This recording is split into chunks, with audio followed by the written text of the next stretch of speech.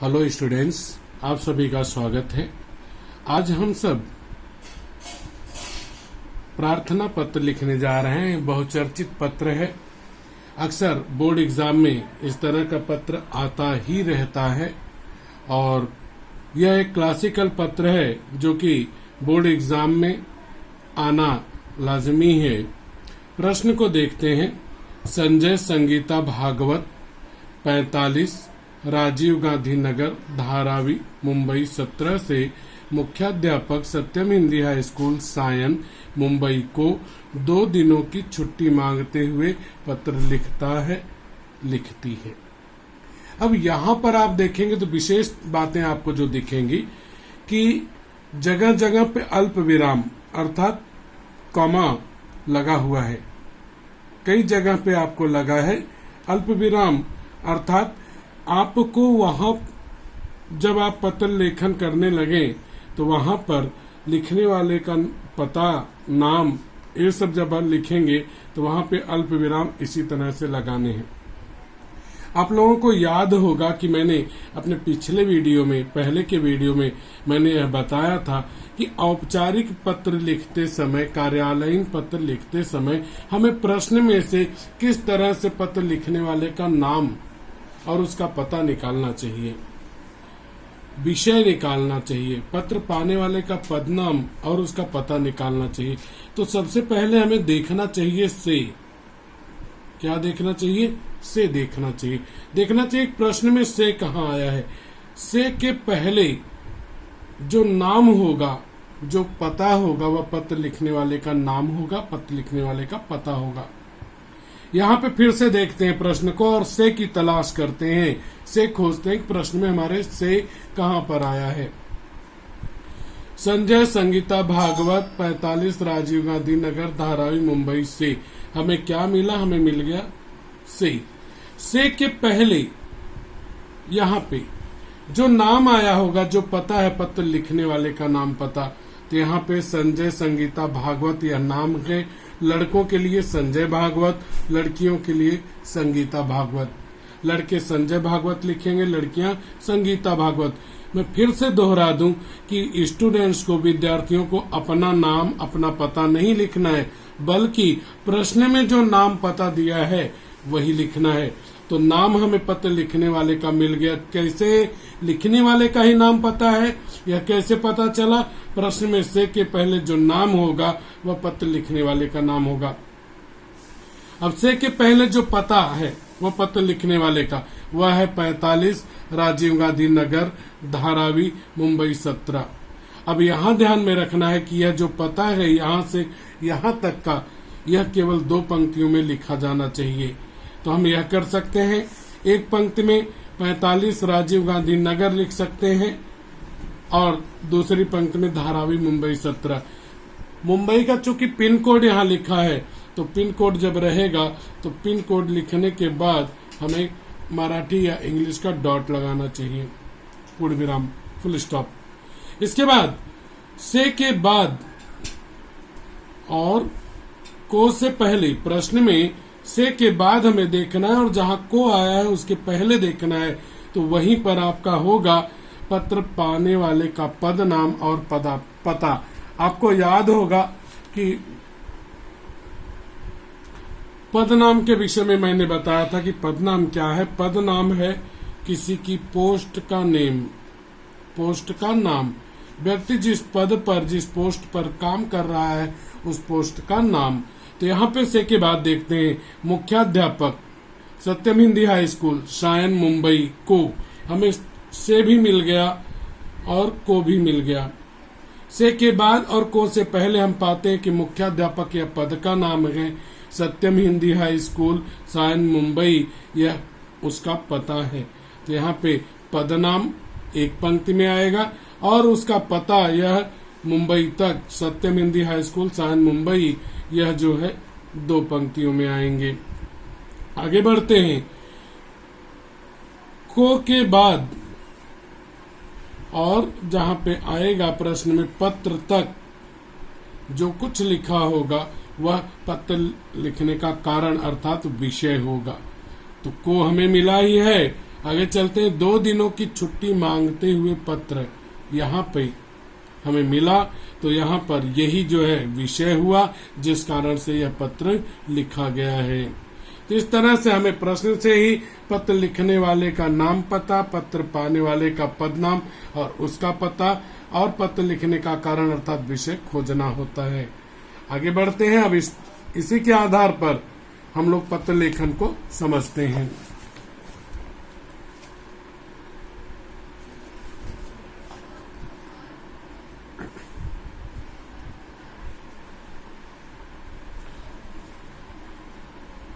आप जानते हैं कि पत्र लेखन में सबसे पहले दिनांक होनी चाहिए, डेट होनी चाहिए, वह डाला गया है। हेडिंग डालने की जरूरत नहीं, एक पंक्ति आपको छोड़ देनी होती है। पूरा पत्र मार्जिन से सटाकर बाईं तरफ से लिखना होता है। उसके बाद फिर प्रति के बाद अल्प विराम, पदनाम यह कहाँ से मिला, प्रश्न से मिला और वहां पे क्या पदनाम था, मुख्याध्यापक, वह हम लोगों ने लिख दिया।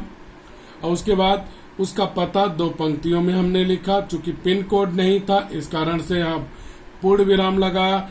जहां जहां प्रश्न में अल्प विराम लगे थे, कामा लगा तो हमने लगाया। पत्र पाने वाले का पद नाम पता होने के बाद ठीक उसी के नीचे की लाइन में हमें ईमेल पता लिखना चाहिए जिसे हम पत्र लिख रहे हैं। अब हम सत्यम हिंदी हाई स्कूल को लिख रहे हैं तो satyamschool@gmail.com। अब यह ध्यान रखना है कि अंग्रेजी के अक्षरों में केवल हो और स्मॉल लेटर्स में होना चाहिए, कहीं गैप नहीं हो। इसके बाद में ईमेल आईडी लिखने के बाद, पत्र पाने वाले की ईमेल आईडी लिखने के बाद एक पंक्ति छोड़ देनी है। उसके बाद विषय कहाँ से मिलेगा, प्रश्न से मिलेगा, हमने निकाला और यह आपका विषय 2 दिनों की छुट्टी मांगते हुए पत्र, फिर पूर्ण विराम। इसके बाद में उसी के ठीक नीचे, विषय के नीचे माननीय महोदय, अल्प विराम, एक लाइन छोड़नी है। पूरा पत्र फिर से मैं कह दूं, बाईं तरफ से मार्जिन सटा के लिखना है आपको।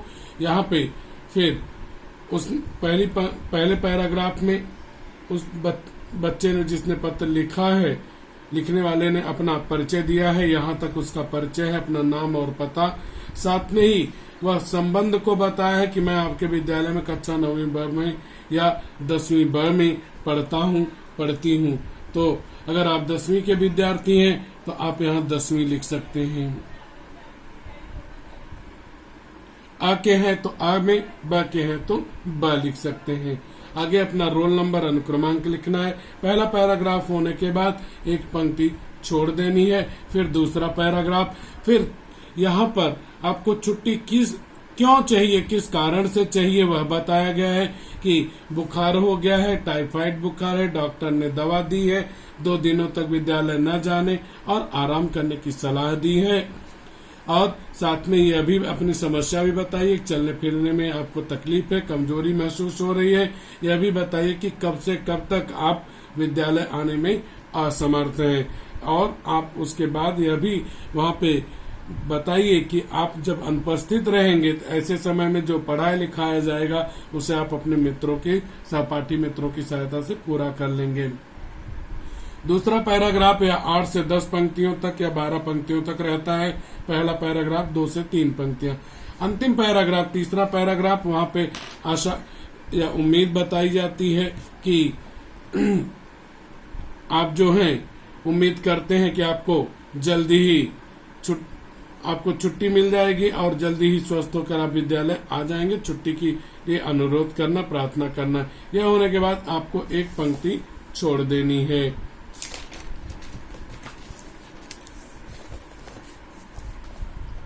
उसके पश्चात, उसके बाद में एक पंक्ति छोड़कर आपका शिष्य, लड़के लिखेंगे आपका शिष्य और लड़कियां लिखेंगी आपकी शिष्या। अब ये नहीं कि दोनों ही लिख दो, एक लिखना है। लड़कों के लिए आपका शिष्य लिख के अल्पविराम लगाना है। पत्र लिखने वाला जो व्यक्ति है उसका नाम जो प्रश्न में आया है वह लिख देना, केवल नाम लिखना है, पूरा नाम नहीं लिखना है। लड़के का नाम संजय है, लड़के ने संजय लिखा। लड़की का नाम संगीता है तो लड़की संगीता लिखेगी। यहाँ पे जो भी नाम आया रहेगा प्रश्न में वह लिखना है। अल्प विराम या पूर्ण विराम कुछ नहीं लगाना है। उसके बाद में पत्र लिखने वाले का पूरा नाम आएगा, साथ में अल्प विराम, जैसे यहाँ पे संजय भागवत लिखा गया। और क्योंकि प्रश्न में था, लड़की का नाम था संगीता भागवत, तो लड़कियां संगीता भागवत लिखे, अल्प विराम लगाएंगे। उसके बाद 2 पंक्तियों में उसका पता लिखा गया है। यहाँ पर देखेंगे तो यहाँ पाएंगे कि आप पिन कोड लगाया गया है, तो इसके कारण इंग्लिश का पूर्ण विराम यहाँ पे, या मराठी का फुल स्टॉप पूर्ण विराम यहाँ पे है। उसके ठीक नीचे बिना पंक्ति छोड़े हुए पत्र लिखने वाले को अपना ईमेल आईडी देना है, जैसे लड़के ने लिखा sanjay@gmail.com, वहीं पे लड़की लिखेगी sangeeta@gmail.com। अपने अपने अनुसार लिखना है और स्मॉल लेटर्स में। अगले पत्र में हम लोग चलते हैं और वह है शिकायती पत्र। निम्नलिखित जानकारी के आधार पर पत्र लेखन कीजिए। पहले बॉक्स में दिया है, यह चूंकि चौखट दिया गया संजाल है तो उसी के अनुसार आपको ध्यान में रखना है। अशोक आशा पटेल 9 सेवा सदन गांधी चौक अंधेरीपुर मुंबई 400059। यह पत्र लिखने वाले का नाम और पता हुआ, आपको क्लियर हो रहा होगा। सड़क की दुर्दशा की शिकायत, आखिर पत्र क्यों लिखा गया उसका प्रमुख कारण आपको मिल गया। अब यहाँ पर दिया गया है कि पत्र किसे लिखा गया है, सड़क निर्माण विभाग के अधिशासी अभियंता, तो यहाँ पे पद नाम मिल गया अधिशासी अभियंता और उसका विभाग मिल गया सड़क निर्माण विभाग। जब इस तरह से विभाग और उसका पद नाम दिया रहे तो पद नाम लिख करके उसके आगे या नीचे उसके विभाग का नाम कोष्टक में लिखना चाहिए, जैसे अधिशासी अभियंता लिखकर कोष्टक में ब्रैकेट में सड़क निर्माण विभाग। अब ये अधिशासी अभियंता कहाँ के हैं, मुंबई नगर निगम यानी मुंबई महानगर पालिका के हैं। वार्ड उनका कौन सा है, के वार्ड पूर्व मुंबई को शिकायती पत्र। यह पत्र पाने वाले का पद नाम, उसका विभाग और उसका पता है। इसी के आधार पर हम लोग पत्र लेखन करेंगे। आप यहाँ पे देखेंगे तो सबसे पहले डेट डाली गई है, फिर पंक्ति छोड़ी गई, प्रति अधिशासी अभियंता। या अधिशासी अभियंता कहाँ से आया, यहाँ से आया, यह रहा पदनाम। और उसके बाद में उसके विभाग का नाम, जैसा मैंने ऊपर कहा था उसके विभाग का नाम यहाँ लिख दिया गया, अल्प विराम लगाया गया। इसी तरह से अगर आपको उचित लगे, आपको लगता है कि हम यहाँ नहीं लिखेंगे तो आप नीचे भी लिख सकते हैं, यह सड़क निर्माण विभाग। उसके बाद उसका पता, जिसे पत्र लिखा जा रहा है उसका पूरा पता 2 पंक्तियों में लिखा गया, पिन कोड नहीं था तो हिंदी का पूर्ण विराम लगाया। फिर ठीक उसी के नीचे अंग्रेजी के स्मॉल लेटर्स में जिसे पत्र लिख रहे हैं उसका हमने ईमेल आईडी लिखा हुआ है kwardmumbai@gmail.com। आप ऐसा भी लिख सकते हैं, बना सकते हैं कि अधिशासी अभियंता @gmail.com, मुंबई नगर निगम kward@gmail.com। तो अलग अलग तरीके से बनाते हैं।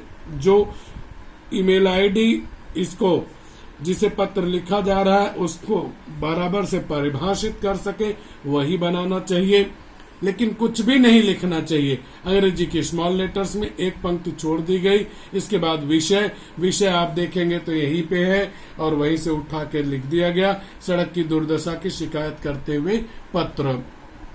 उसके बाद में माननीय महोदय बिना पंक्ति छोड़े अल्प विराम कॉमा लगाया गया, 1 पंक्ति छोड़ के। पहले भाग में परिचय दिया गया कि मेरा नाम अशोक पटेल, मैं अंधेरी पूर्व का निवासी हूँ। यह उसने अपना परिचय दिया पत्र लिखने वाले ने। उसके बाद उसने अपना संबंध बताया, जिसे पत्र लिखा है उससे उसका क्या रिश्ता है। मेरा क्षेत्र आपके के वार्ड के अंतर्गत आता है, यहाँ पे उसका संबंध बन गया। पहला पैराग्राफ पूरा हुआ 2 पंक्तियों में। उसके बाद 1 पंक्ति छोड़कर फिर दूसरा पैराग्राफ, जिसमें पत्र लिखने वाला अपनी परेशानी, अपनी समस्या, पत्र लिखने का कारण या क्या उपाय हो सकता है उस चीज का वर्णन करेगा। तो यहाँ पे देखते हैं, कुछ दिन पूर्व हमारे क्षेत्र में महानगर टेलीफोन निगम लिमिटेड के कुछ कर्मचारी आए और सड़क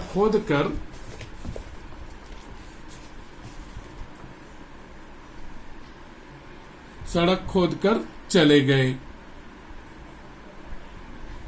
हमें विश्वास था कि महानगर टेलीफोन निगम लिमिटेड के कर्मचारी केबल आप देखे होंगे कि टेलीफोन वाले अक्सर सड़क की खुदाई करके केबल डालते रहते हैं। डालने के बाद सड़क की मरम्मत करेंगे और उसे आने जाने लायक बना देंगे।